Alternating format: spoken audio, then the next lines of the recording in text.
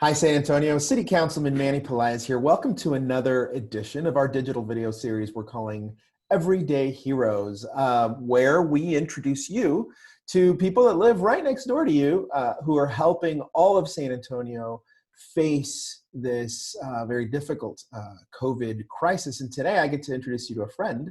Her name is Brenda Mascorro, and she is the Executive Director of the South Alamo Regional Alliance. We're calling that Sarah. And it's a local continuum of care for homelessness response organization here in San Antonio. Hi, Brenda, how are you? I'm doing good. Thank you so much for having me, Manny. I appreciate you being here and taking time off from the important work that you do at Sarah. So I guess that the best place to start is, how you doing? I mean, I know that you said you're fine, but you know, you're staying home, I know that you've got family. How you doing here? How you doing here? So I'm doing pretty well, and if I can be honest, I'm not doing so good here right now. It's been a stressful situation. We're trying really hard to make sure that we are doing our part at Sarah to really help with the initiatives that are taking place across the city to help our homeless population. There's quite a bit happening, but we are very aware of the fact that without coordination, there's a lot of duplication of services and there's a lot of wasted time, and we don't want that to happen right now, or wasted resources. We want to make sure that we are working our absolute hardest to coordinate services, to open dialogues, to help the community really best use our resources that have been made available to help the homeless. So Brenda, I guess, you know, to put it as simple as possible, what is Sarah and what is it you guys do out there? So Sarah, the South Alamo Regional Alliance for the Homeless, is an organization that is really tasked with ensuring that there is coordination between all the different agencies across San Antonio that are providing services to the homeless. Mm-hmm. We do this by doing a couple different things. We do the data and performance measures for the services that are being provided, but we're also in charge of filling out the application and completing the application for resources from HUD to the community. So currently we are in the process of doing that. We do that every single year, and it's over $10 million at this point. Then we also did receive a big grant recently for youth, specifically to help youth, homeless youth, or youth that are about to become homeless. Mm-hmm. And so coordinating those funds and making sure that we put together RFPs and that we are looking at performance indicators across the community on who is best serving the community homeless individuals that we have. And so we do a lot of that, but I think the biggest thing that we've been doing recently with COVID-19 is really trying our hardest to ensure that the different agencies are coordinating with each other, that we are giving as much of the information that's being provided from all the different avenues, and streamline that information to the folks that are serving our population, our very vulnerable population. Now, my understanding is that, the San Antonio Alliance, the San Antonio South Alamo Regional Alliance for the Homeless, I stumble upon that because I do too, don't worry about it. Sarah is an organization, is really an organization whose purpose is to serve its membership council, right? Mm-hmm. And there's too many to list, but my understanding is that includes Catholic Charities, Centromed, Crosspoint, Corazon Ministries, who else? Ministries. Roy Moss. Roy Moss, American GI Forum, Haven for Hope, our Salvation Army, right? Salvation Army. Yeah, yes. And so this is an organization. Also, my understanding is that you work for a board of directors that includes people from these organizations, and somebody from the city of San Antonio, and our sheriff, and the Chief McManus is on your board, and so is New Star Energy. And so these are, not people who show up just to have a monthly sandwich, but I mean, you have a big responsibility to these folks who expect some really high results from you. Absolutely, and I think it's great that we have such a diverse board. Four of our board members are appointed, but the rest are elected through the community, and we try to make it as diverse as possible. The reason we do that is because everyone brings their own unique perspective. I mean, we have somebody from the chamber, we have somebody from, like you mentioned, News Star, public relations, from different avenues across the community. So that way we have well-rounded conversations about homelessness, not just from one perspective. We also have two service providers that are elected from the membership council. So membership council are all the different service providers, and they elect two representatives from the membership council to serve on the board of directors of SARA.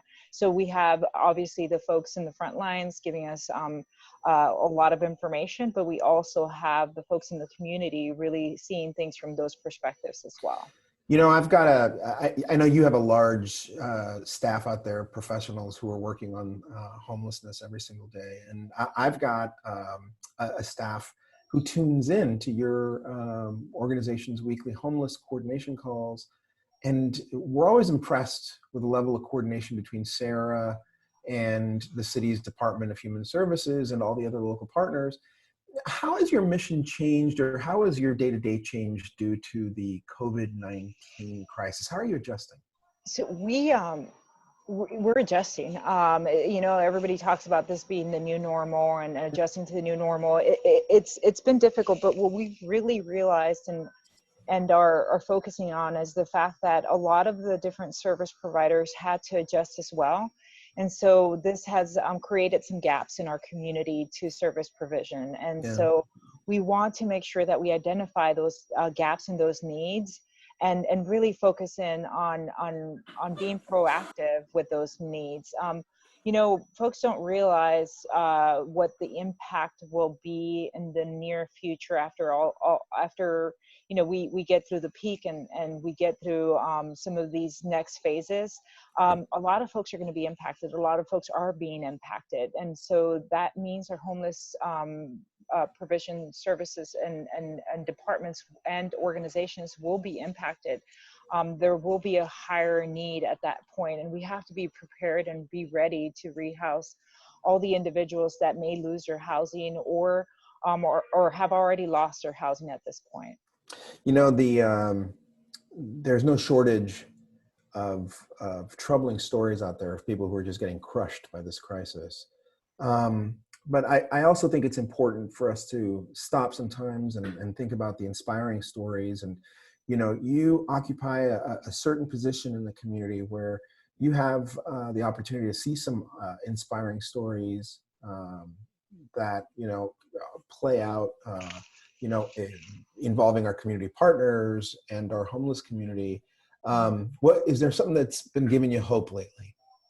There's been a lot. There's been this community. When I was approached to do this interview, I thought to myself, oh my gosh, there's so many other folks that are way better equipped and that are doing so many more amazing things than what we are trying to do at Sierra.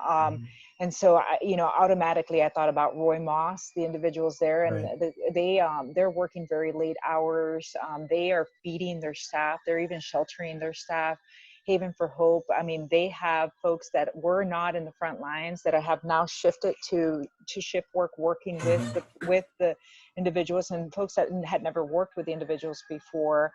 Sam Ministries and Thrive, they are both volunteering at our care hubs, the San Antonio care hubs, City of San Antonio care hubs. The City of San Antonio, a big also hero, I think, right now. Marjorie White, with our homeless administrator for the City of San Antonio, she's really stepped up, and they've created these care hubs as a result of the fact that a lot of agencies had to close down their intake for the different shelters, and then also had to step up pretty quickly with the hotline, the homeless hotline that has been created.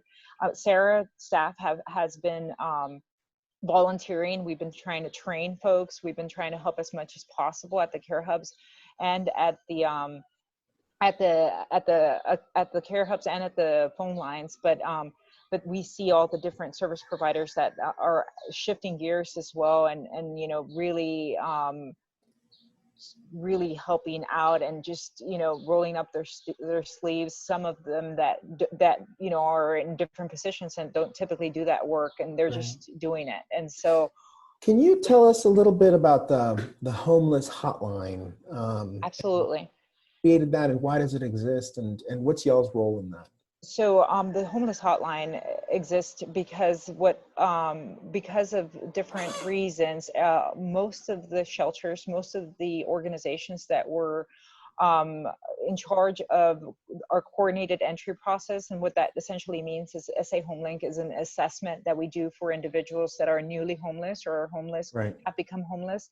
They are assessed, and then they are after that, they, you know, are essentially put on a list and are offered resources if the resources are available. We used to call them hubs. These Okay. hubs have closed down because of various reasons. Right. And so if somebody is newly homeless, where do they go? They can't go to Haven for Hope at this point. They can't go to one of the different providers, although Haven for Hope is still taking families.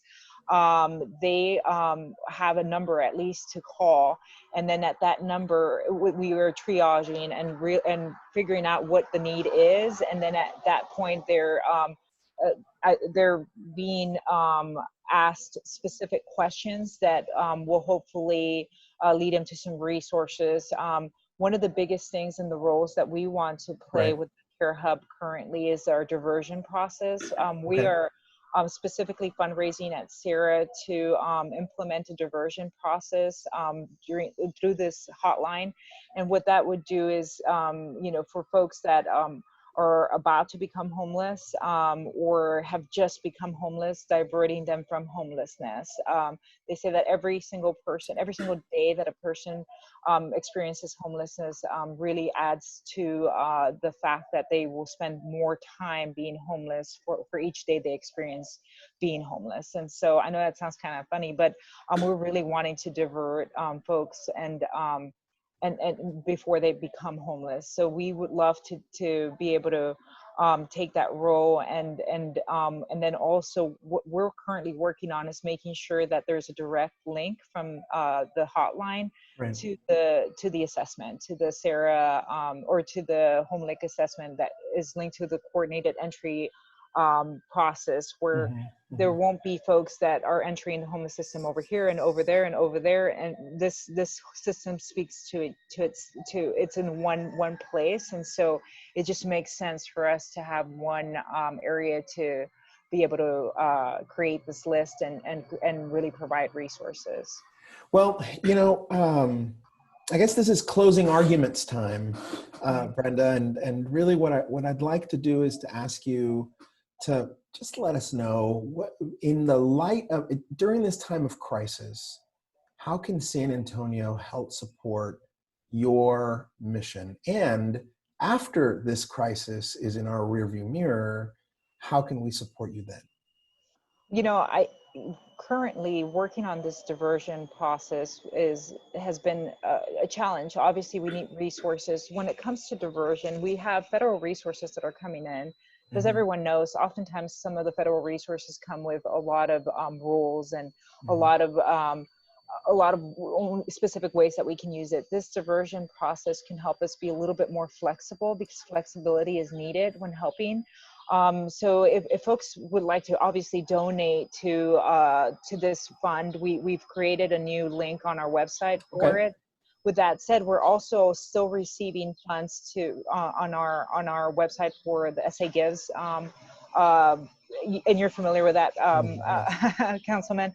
And so we encourage folks to continue to give, because we are appropriately trying to support all the different agencies that are providing the services. With the exception of this diversion piece, one of the questions that one of the funders asked us is, well, you kind of pride yourself, Sarah, not providing direct services, and we we almost do in the fact that we just want to make sure that we are clear with our own roles and responsibilities, because there's amazing agencies already in place in San Antonio that provide those services. Mm-hmm. So we don't want to intervene. However, this diversion process is something that's not really happening throughout our community. Right. So we're going to just take it on until we can meet some of the need, and then find the right agency to administer those funds when appropriate. Well, I've gotten to speak to some of the folks who head up these other agencies that are members of your council, and they tell me they wouldn't be able to do what they do without you. And so, listen, you're a hero, and all the team at Sarah, they're on my list of heroes too. And so, I thank you so much for joining us, Brenda, and keep up the good work. And you know, I know that you know, you rely on people knowing who you guys are and what you do. So, what's the website? So it's sarahhomeless.org, and I just want to thank you also for calling attention to this very, very important topic in our community, Councilman. And I also want to thank you for all your support as well. And you know, you asked me a minute ago about, you know, what the community can do. And one thing I forgot that I always mention is that we have to remember that homeless individuals are people like you and me, and a lot of individuals could become homeless, especially right now during this very difficult time. So it's important for us to realize that as a community. I always tell people that you know, they're San Antonians too, and they're somebody's son or daughter, and you know, and we were all put on this earth to watch out for each other, and particularly those who are the most vulnerable. And boy, they're very vulnerable during this time. Ladies and gentlemen, that brings us to the end of another installment of Everyday Heroes. Thank you so much for joining us again. And if you want us to interview an everyday hero that you know, make sure to comment down below, reach out to us, and we'll follow up. God bless all of you. God bless you, Brenda. Take care. Thank you so much.